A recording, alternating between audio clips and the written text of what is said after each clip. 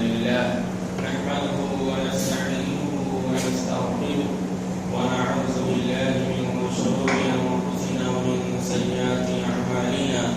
من يهده الله فلا مضل له ومن يضلل فلا هادي له وأشهد أن لا إله إلا الله وحده لا شريك له وأشهد أن محمدا عبده ورسوله يا أيها الذين آمنوا اتقوا الله حق تقاته ولا تموتن إلا وأنتم مسلمون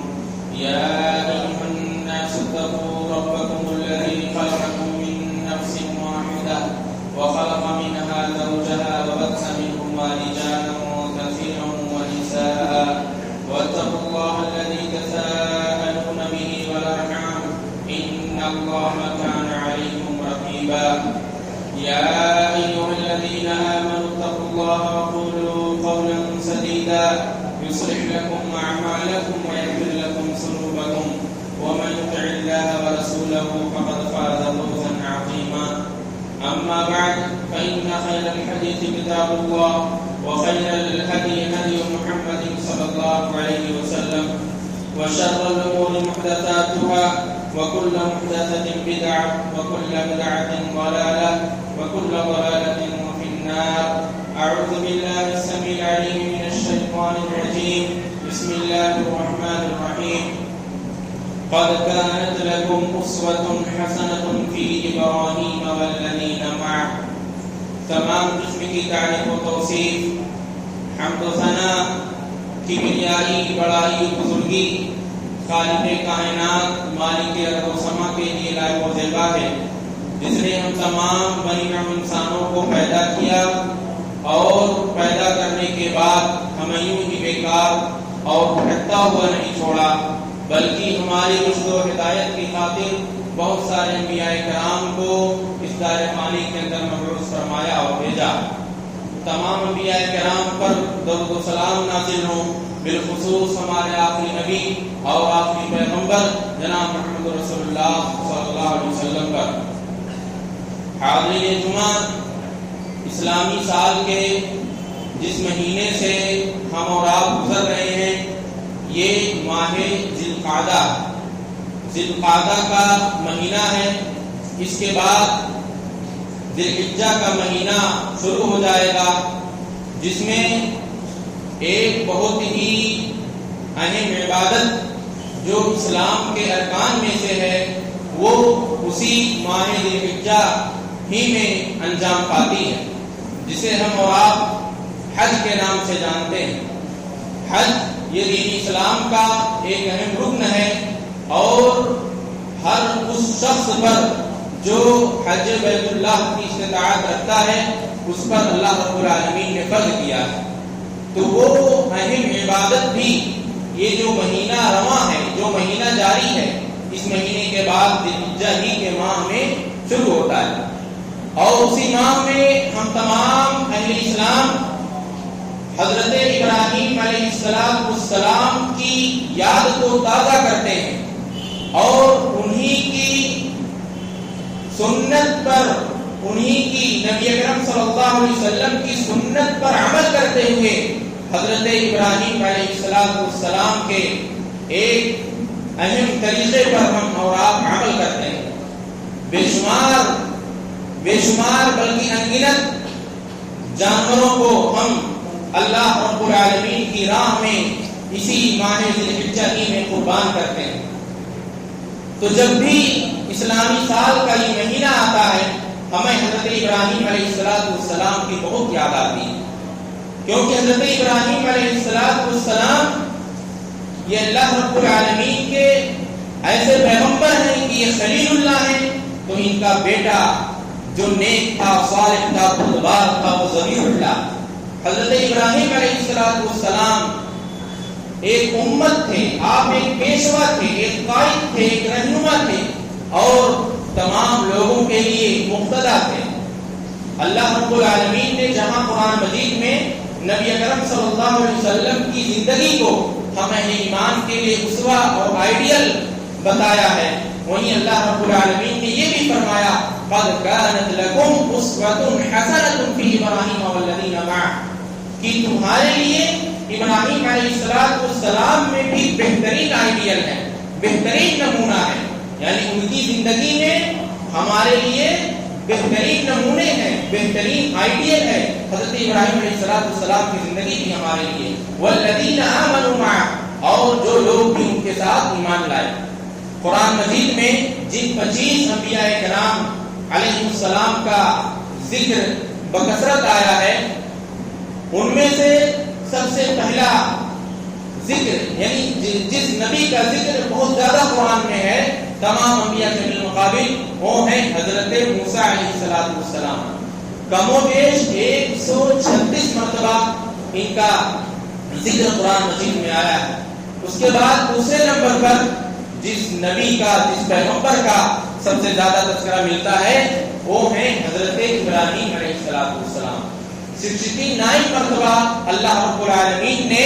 حضرت ابراہیم علیہ السلام کے نام کا، ان کے اسم گرامی کا تذکرہ اپنی مقدس ترین کتاب قرآن مجید میں کیا ہے۔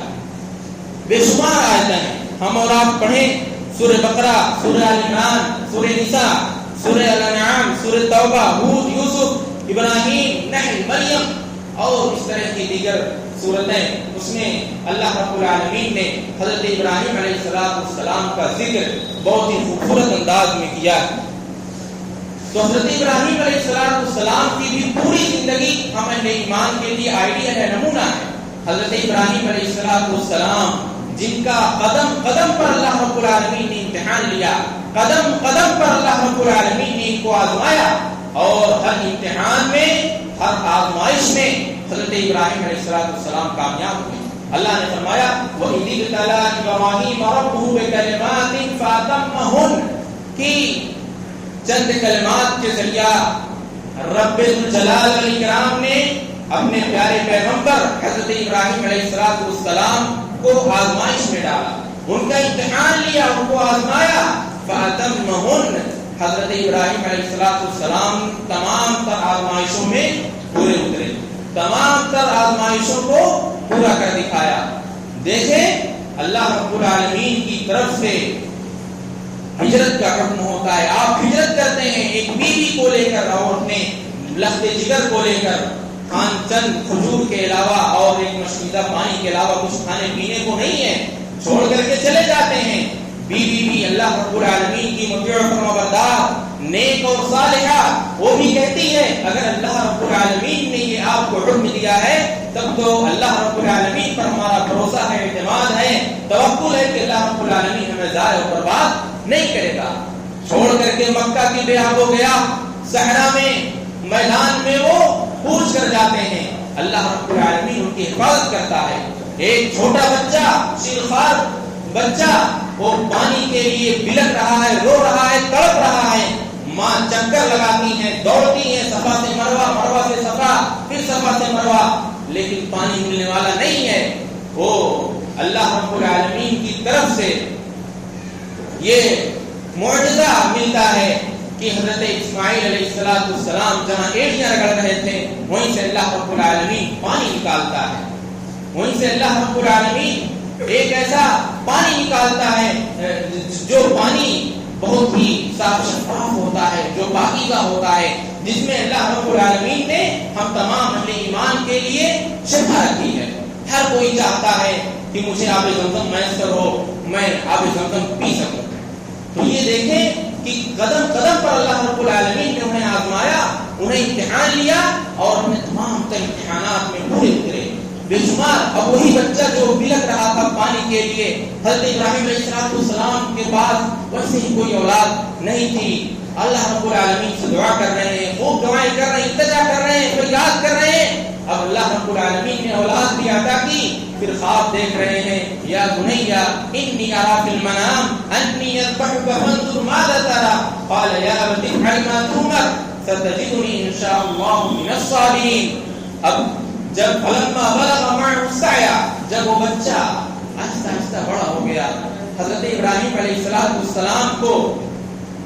یہ امید تھی کہ یہ بچہ اب میرے ساتھ دوڑنے دھوپنے کے لائق ہو گیا ہے، میرا ہاتھ بٹائے گا، میرا معاون و مددگار ہوگا۔ ہر باپ کی یہی خواہش ہوتی ہے کہ اس کی اولاد اس کی معاون و مددگار ہو، اس کا ہاتھ بٹائے، اس کے ساتھ دوڑنے دھوپنے والا ہو۔ تو سیم ایسے ہی کچھ امیدیں حضرت ابراہیم علیہ السلام بھی اپنے جگر گوشے سے وابستہ کیے ہوئے تھے کہ خواب دیکھ رہے ہیں، میں اپنے لگتے جگر کے اوپر چھری چلا رہا ہوں، میں اپنے جگر گوشے کو، اپنے دل کے ٹکڑے کو ذبح کر رہا ہوں۔ اب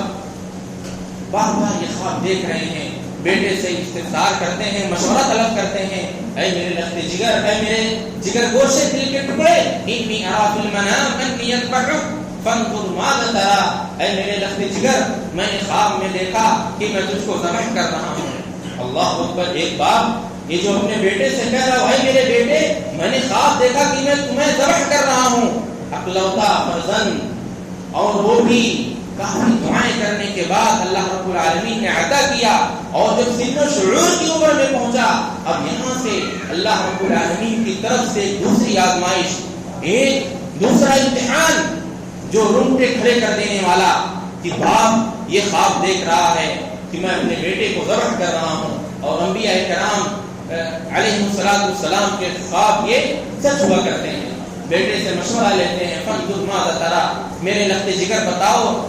تمہاری کیا رائے ہے، تم کیا مشورہ دیتے ہو؟ کہا کہ یا ابت افعل ما تؤمر ستجدنی ان شاء اللہ من الصابرین، اے ابا جان آپ کر گزریے وہ کام جس کا آپ کو حکم دیا جا رہا ہے، ان قریب انشاءاللہ اگر اللہ نے چاہا تو آپ مجھے صبر کرنے والوں میں پائیں گے۔ اللہ اکبر! اللہ رب العالمین نے ایسی نیک اور صالح اولاد عطا فرمائی کہ باپ نے جو خواب دیکھا اللہ کی طرف سے، باپ فوراً اس پر حاضر ہے، اس کے لیے وہ بیٹا فوراً تیار ہے۔ حضرت ابراہیم علیہ السلام نے حضرت ابراہیم علیہ السلام کو اللہ رب العالمین نے ایک پھر دم کا عطا کیا، پھر حضرت ابراہیم علیہ السلام نے اسی کی قربانی کی۔ تو اسی طریقے پر اور اسی سنت کو آگے بڑھایا گیا۔ اللہ کے نبی صلی اللہ علیہ وسلم نے بھی قربانی کی، اور آج ہم اہل ایمان بھی نبی اکرم صلی اللہ علیہ وسلم کی اسی سنت پر عمل کرتے ہوئے بے شمار جانوروں کو ہم اللہ رب العالمین کی راہ میں قربان کرتے ہیں۔ تو یہ ایسا مہینہ ہے جس مہینے میں ہمیں حضرت ابراہیم علیہ السلام کی یاد آتی ہے، اور حضرت ابراہیم علیہ السلام بے شمار خوبیوں کے مالک تھے۔ اللہ رب العالمین نے بہت ساری خوبیاں ان میں ودیعت کر رکھی تھی، اور اللہ رب العالمین نے ان ساری خوبیوں کا تذکرہ قرآن مجید میں بھی کیا ہے، اس کی تعریف بھی کی ہے۔ اور اللہ رب العالمین نے خود نبی اکرم صلی اللہ علیہ وسلم سے مخاطب ہو کر ارشاد فرمایا، وَاذْكُرْ فِي الْكِتَابِ إِبْرَاهِيمَ إِنَّهُ كَانَ صِدِّيقًا نَبِيًّا، اے میرے پیارے حبیب، آپ اس کتاب میں حضرت ابراہیم علیہ السلام کا تذکرہ کیجئے۔ وَاذْكُرْ فِي الْكِتَابِ إِبْرَاهِيمَ، ابراہیم علیہ السلام کا تذکرہ کیجئے، یاد کیجئے ابراہیم علیہ السلام کو، إِنَّهُ كَانَ صِدِّيقًا نَبِيًّا، بے شک وہ راست باز سچے نبی تھے، اللہ رب العالمین کے سچے نبی تھے، وہ سچے پیغمبر تھے۔ اللہ نے دوسرے مقام پر فرمایا، وَلَقَدِ اصْطَفَيْنَاهُ فِي الدُّنْيَا وَإِنَّهُ فِي الْآخِرَةِ لَمِنَ الصَّالِحِينَ، کہ ہم نے دنیا میں ان کو چن رکھا تھا، اللہ رب العالمین نے ان کو چن رکھا تھا، اللہ رب العالمین نے ان کو منتخب کر لیا تھا، اور وہ آخرت میں بھی نیک لوگوں میں سے ہوں گے، ان کے درجات آخرت میں بھی بلند ہوں گے، اعلیٰ وارفع ہوں گے۔ اور اسی طریقے سے اللہ رب العالمین نے دوسرے مقام پر فرمایا، ان ابراہیم کان امۃ قانتا للہ حنیفا ولم یک من المشرکین، کہ ابراہیم علیہ السلام بے شک پیشوا تھے، امت تھے، قائد تھے، مقتدی تھے، یعنی اللہ تعالیٰ نے ان کو ایسا نبی بنایا، ایسا پیغمبر بنایا جن کی اتباع کرنے کی، جن کی اطاعت و فرمانبرداری کرنے کی اوروں کو تاکید کی گئی ہے، اور وہ مشرکوں میں سے نہیں تھے۔ دیکھیں، ایک مشرک اور بت پرست گھرانے میں آنکھیں کھولتے ہیں، باپ کو بتوں کا پجاری پاتے ہیں، بت تراش پاتے ہیں، وہ جو سورج کا چاند کا سجدہ کیا کرتے تھے، اس کے باوجود حضرت ابراہیم علیہ السلام ان ساری چیزوں سے بفضلہ تعالی بیزار ہو جاتے ہیں، خود نصیحت کرتے ہیں، اپنے باپ کو سمجھاتے ہیں، یا ابتی لم تعبد ما لا يسمع ولا يبصر ولا يغني عنك شيئا، اے میرے ابا جان آپ کیوں ایسی چیزوں کی پرستش کرتے ہیں، کیوں ایسے چیزوں کے پجاری بنے بیٹھے ہیں، ایسے چیزوں کی عبادت کیوں کر رہے ہیں جو نہ سن سکتے ہیں، نہ دیکھ سکتے ہیں اور نہ ہی آپ کو کچھ فائدہ پہنچا سکتے ہیں۔ کتنے پیار بھرے انداز میں ایک بیٹا اپنے باپ کو سمجھا بجھا رہا ہے، یا ابتی لم تعبد ما لا يسمع ولا يبصر ولا يغني عنك شيئا۔ اتنے پیار اور محبت بھرے لہجے میں ایک بیٹا اپنے باپ کو سمجھا رہا ہے، اے میرے ابا جان میرے پاس ایسا علم آیا جو کسی اور کے پاس نہیں آیا، میں وہ جانتا ہوں جو تم نہیں جانتے۔ آپ شیطان کی لا تعبد الشیطان، آپ شیطان کی پوجا پاٹ نہ کیجیے، شیطان کی عبادت نہ کیجیے، ان الشیطان کان للرحمن عصیا، بے شک وہ شیطان اللہ رب العالمین کا نافرمان ہے، اس کے بہکاوے میں نہ آئے۔ لیکن باپ بیٹے نے جس طرح پیار اور محبت بھرے لہجے میں واضح و نصیحت کی، سمجھایا بجھایا اور اس کے سامنے رب کی توحید کا اعلان کیا، اس کے برعکس اتنا ہی سخت رویہ اس باپ نے اپنے بیٹے سے اپنایا۔ کہا اراغب عنک عن آلہتی یا ابراہیم لئن لم تنتہی لارجمنک، کہا کہ اے ابراہیم کیا تو مجھے میرے معبودوں سے برگشتہ کرنا چاہتا ہے، کیا تو مجھے میرے معبودوں سے پھیرنا چاہتا ہے؟ اگر تو باز نہ آیا تو میں تجھے رجم کر دوں گا۔ رجم کا مطلب ہوتا ہے یعنی سنگسار کر دوں گا، تمہیں مار مار کر بالکل میں ہلاک کر دوں گا، برباد کر دوں گا، تمہارا خاتمہ کر دوں گا۔ سوچئے کہ ایسے مشرک گھرانے میں، بت پرست گھرانے میں آنکھیں کھولتے ہیں اور پھر بھی ان ساری چیزوں سے پاک و صاف رہتے ہیں۔ یہی اللہ رب العالمین نے کہا وَلَمْ يَكُ مِنَ الْمُشْرِكِينَ، یہ مشرکوں میں سے نہیں تھے۔ گھرانے کو مشرک پاتے ہیں، بدعتی پاتے ہیں، بت پرست پاتے ہیں، بت تراش پاتے ہیں، لیکن خود کو محفوظ کرتے ہیں اللہ رب العالمین کی توفیق سے۔ اچھا یہیں سے ایک اہم چیز یہ معلوم ہوتی ہے کہ ایک اللہ رب العالمین کے مومن بندے کو دعوت و تبلیغ کا کام خود اپنے اہل خانہ سے شروع کرنا چاہیے، اپنے گھر والوں سے شروع کرنا چاہیے۔ دیکھیں کہ اگر گھر میں بے نمازی ہیں، اللہ کی اور اس کے رسول صلی اللہ علیہ وسلم کے احکامات سے دور ہیں، ان کی تعلیمات سے نہ آشنا ہے، نہ بلد ہیں، تو ایک جو ان میں اہل علم ہے، جو شریعت اسلامیہ سے واقفیت رکھنے والا ہے، اسے چاہیے کہ وہ دعوت و تبلیغ سب سے پہلے اپنے گھروں سے شروع کرے، اس کے بعد باقی سماج اور معاشرے کی اصلاح کے لیے وہ نکلے، کوشش کرے، دوستوں احباب آس پاس پڑوسیوں کو بھی سمجھائے بجھائے۔ دیکھیں اللہ کے نبی صلی اللہ علیہ وسلم کو خود اللہ تعالیٰ نے اسی کا حکم دیا وَأَنذِرْ عَشِيرَتَكَ الْأَقْرَبِينَ، کہ سب سے پہلے آپ اپنے قرابت داروں، اپنے رشتہ داروں کو ڈرائیں۔ لیکن معاملہ تو بالکل برعکس نظر آتا ہے، لوگ دعوت و تبلیغ کے لیے فلاں شہر، فلاں ملک، فلاں قریہ، فلاں بستی کا تو قصد کرتے ہیں، لیکن ان کے ہاں ان کے گھروں میں خود کوئی دینداری نہیں، ان کے گھروں میں خود کوئی پرہیزگاری نہیں، کوئی اسلام کی تعلیمات سے ذرا سی بھی کسی کو بھی واقفیت نہیں، وہی بے حیائی، وہی بدتمیزی، وہی بد تہذیبی، وہی بددیانتی، یہ ساری چیزیں خود موجود ہیں اس کے گھر میں، اور یہ صاحب نکلے ہیں فلاں جگہ دعوت و تبلیغ کے لیے۔ تو دیکھیں خود اللہ کے نبی صلی اللہ علیہ وسلم کی بھی دعوت و تبلیغ سے یہ بات معلوم ہوتی ہے، انسان کو سب سے پہلے اپنے گھر والوں کو، اپنے رشتہ داروں کو ڈرانا چاہیے، ان کی دعوت و تبلیغ کرنی چاہیے، پھر بعد والے لوگوں کا حق پر حق بنتا ہے۔ اور اسی طرح سے دیکھیں اللہ کے نبی صلی اللہ علیہ وسلم نے سب سے پہلے ڈرایا،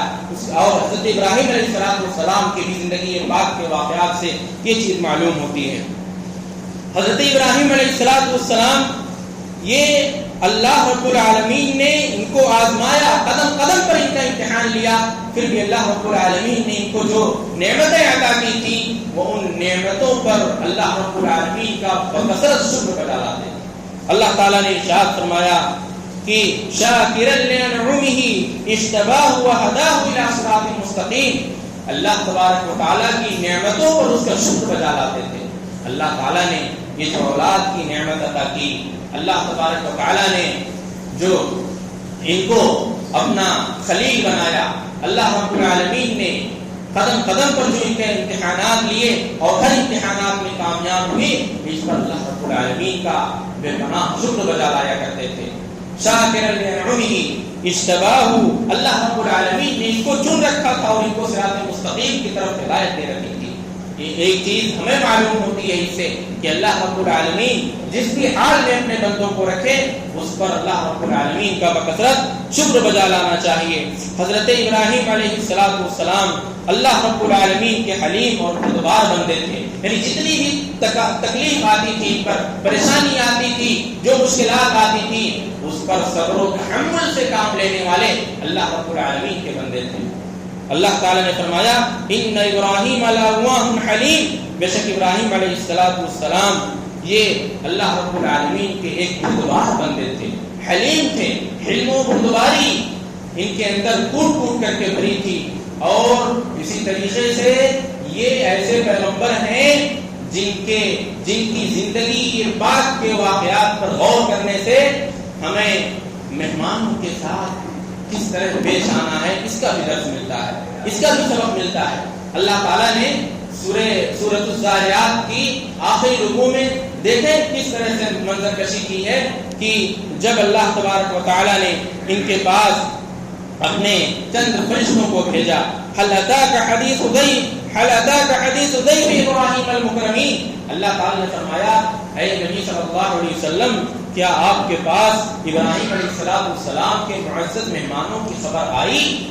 معزز مہمانوں کی خبر آئی۔ اور قرآن مجید میں جہاں اللہ تعالیٰ نبی اکرم صلی اللہ علیہ وسلم سے لفظ حل کے ذریعے استفہام کرتا ہے تو مفسرین لکھتے ہیں اس کا مطلب یہ کہ یہ واقعہ یا یہ چیز اللہ کے نبی صلی اللہ علیہ وسلم کو معلوم نہیں تھی، وحی کے ذریعہ اللہ رب العالمین نے نبی اکرم صلی اللہ علیہ وسلم کو یہ واقعہ بتایا۔ تو هل اتاك حدیث ضیف ابراہیم المکرمین اذ دخلوا علیہ فقالوا سلاما، جب وہ معزز مہمان حضرت ابراہیم علیہ السلام کے پاس پہنچتے ہیں تو سلام کرتے ہیں، فقالوا سلاما، کہتے ہیں سلامتی ہو، قال سلام قول منکرون، حضرت ابراہیم علیہ السلام بھی جواب دیتے ہیں، کہتے ہیں آپ پر بھی سلامتی ہو، لیکن یہ تو اجنبی معلوم ہو رہے ہو۔ فراغ الی اہلہ فجاء بعجل سمین، حضرت ابراہیم علیہ السلام نے اتنا کہہ کر ان کو بتائے بغیر یہ اپنی اہلیہ کے پاس گئے اور وہاں سے بھنا ہوا بچھڑا لاتے ہیں اور مہمانوں کے قریب کر دیتے ہیں۔ فقربہ الیہم فقال الا تاکلون، اور وہ بھنا ہوا بچھڑا ان کے قریب رکھتے ہیں اور کہتے ہیں معزز مہمانوں کیا بات ہے، الا تاکلون، تم سب کھا کیوں نہیں رہے ہو؟ آخر ماجرا کیا ہے؟ جب دیکھا کہ بھنا ہوا بچھڑا بھی لایا اپنے مہمانوں کے سامنے رکھ دیا، وہ کھا نہیں رہے ہیں، فأوجس بهم خیفہ، تو اب کیا ہوا، حضرت ابراہیم علیہ السلام نے ان سے ڈر محسوس کی، فأوجس منهم خیفہ، ڈر محسوس کی۔ اب ظاہر سی بات ہے کہ اگر مہمان آ جائیں اور اجنبی معلوم ہو، ان کے سامنے کھانا رکھا جائے، وہ کھائیں نہ اور آپ سے مزید کچھ بات چیت نہ کریں، ظاہر سی بات ہے کہ آدمی ذرا سا سہم جائے گا، اس کے اندر ذرا ڈر پیدا ہو جائے گا کہ لگ رہا ہے کہ ان کے آنے کی نیت میں ان کا ارادہ کچھ اچھا نہیں ہے۔ تو یہی حضرت ابراہیم علیہ السلام کا تھا، اجنبی چہرے، اجنبی لوگ پہچان نہیں پا رہے ہیں، ضیافت کر رہے ہیں، ان کے سامنے بھنا ہوا بچڑا رکھ رہے ہیں، گوشت رکھ رہے ہیں، وہ کھا نہیں رہے ہیں، تو ڈر محسوس کیا۔ قالوا لا تخف، ان مہمانوں نے کہا ڈریے مت، وبشروہ بغلام علیم، بلکہ ان کو ایک ذی علم بچے کی بشارت دی۔ مفسرین لکھتے ہیں کہ یہ بشارت حضرت اسحاق علیہ السلام کی تھی۔ جب یہ بشارت دی تو ان کی بیوی انہوں نے اپنے چہرے پر مارا، چیخنے لگی، چلانے لگی کہ ہائے مجھے کیسے بچہ پیدا ہو سکتا ہے، میں باندھ ہو چکی ہوں، پھر اللہ رب العالمین کیسے مجھے عطا کرے گا، بڈھی ہو چکی ہوں۔ لیکن اللہ رب العالمین نے اپنے معزز مہمانوں کے ذریعہ بھیج کر کے حضرت ابراہیم علیہ السلام کو یہ بشارت دی، اور حضرت ابراہیم علیہ السلام کو مفسرین لکھتے ہیں پھر حضرت اسحاق علیہ السلام یہ پیدا ہوئے۔ تو دیکھیں کہ حضرت ابراہیم علیہ السلام کے اس واقعے سے ہمیں یہ درس ملتا ہے کہ مہمانوں سے کس طرح سے پیش آنا ہے، ان سے کس طرح سے بات چیت کرنی ہے۔ اللہ کے نبی صلی اللہ علیہ وسلم نے بھی فرمایا من کان یؤمن باللہ والیوم الآخر فلیکرم ضیفہ، کہ جس شخص کا ایمان ہو اللہ پر اور یوم آخرت پر، اسے چاہیے کہ وہ اپنے مہمانوں کی عزت کرے۔ مہمانوں کی عزت کس طرح سے کرنی ہے، اسے اچھی طرح بٹھانا ہے، سلام کلام کرنا ہے، خیر خیریت اس سے پوچھنی ہے، پھر اس کے بعد اس کو استطاعت جو اچھی چیزیں ہوں ان کے لیے اس کا انتظام کرنا ہے۔ تو حضرت ابراہیم علیہ السلام کے اس طرح کے ایسے کئی واقعات ہیں جن میں ہمارے لیے بہت ہی عبرت ہے، نصیحت ہے اور بڑا درس ہے، اس میں ہمیں ایمان کے لیے ایک بڑا پیغام ہے۔ دیکھیں حضرت ابراہیم علیہ السلام وَإِذْ يَرْفَعُ إِبْرَاهِيمُ الْقَوَاعِدَ مِنَ الْبَيْتِ وَإِسْمَاعِيلُ رَبَّنَا تَقَبَّلْ مِنَّا إِنَّكَ أَنْتَ السَّمِيعُ الْعَلِيمُ۔ دیکھیں اس آیت کریمہ میں اللہ رب العالمین نے یہ ارشاد فرمایا کہ یاد کرو حضرت ابراہیم علیہ السلام کو کہ جب وہ اپنے بیٹے اسماعیل کو لے کر کے خانہ کعبہ کو اونچا کر رہے تھے، تو ان لوگوں نے کیا کہا؟ ربنا تقبل منا انك انت السميع العليم، پروردگار تو ہماری طرف سے اس کو قبول کر لے، بے شک تو سننے والا اور جاننے والا ہے۔ دیکھیں خانہ کعبہ کی تعمیر کتنا نیک عمل تھا، کتنا نیک کام تھا۔ اللہ رب العالمین کا گھر جو سارے مسلمانوں کا مرکز ہے، جو توحید کا مرکز ہے، اس گھر میں کی تعمیر کر رہے ہیں، اسے اونچا کر رہے ہیں، ساتھ ہی اللہ تعالیٰ سے دعا کر رہے ہیں کہ ہمارے پروردگار تو ہماری طرف سے اس کو قبول کر لے، بے شک تو سننے والا جاننے والا ہے۔ کتنا بڑا درس ملتا ہے کہ انسان جو بھی عمل کرے تو اسے چاہیے کہ وہ اس عمل کو انجام دینے کے ساتھ ساتھ اس کے قبولیت کی بھی وہ اللہ تبارک و تعالیٰ سے دعا کرے کہ رب کریم، رب ذوالجلال والاکرام تو ہماری طرف سے اس نیک کام کو قبول کر لے۔ تو بہرکیف حضرت ابراہیم علیہ السلام یہ